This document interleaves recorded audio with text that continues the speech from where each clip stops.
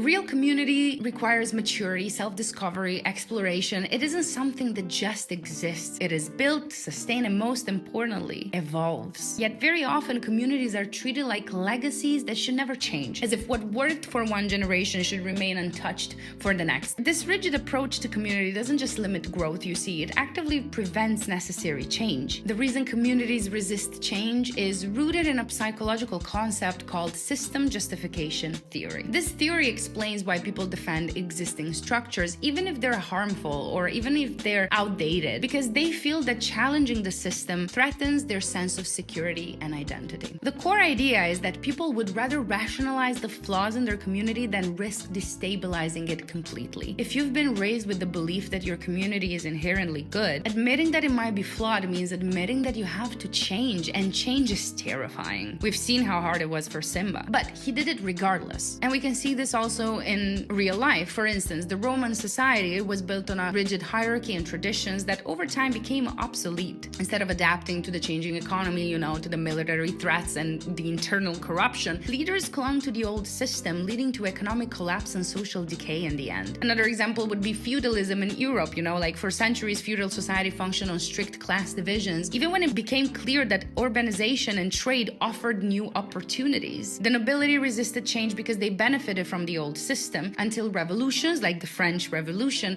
forced change. All of these show a pattern. The fear of losing stability leads to stagnation, and stagnation leads to collapse. Simba's pride didn't get to the collapse because change was accepted in a timely manner, so keep in mind that a healthy community isn't something that just happens. It's the natural result of individuals who have done their own work first, and the movie actually demonstrates it perfectly. One of the biggest misconceptions Simba has as a leader is that if he just maintains unity, everything will be fine. But unity without adaptability leads to stagnation. Kiara is expected to accept her role without question, yet she struggles to connect with what being a queen actually means. Kovu is expected to fulfill Scar's legacy, yet deep down, he doesn't truly understand what Scar represents. Both of them are products of their communities, yet they are the only ones actively questioning their roles. Kiara and Kovu's personal journeys aren't just about love, they're about challenging the beliefs that their communities have built around them. And because they are the only ones doing the work, they are the ones who ultimately push their communities toward change. A community without self-aware individuals doesn't evolve, it repeats cycles.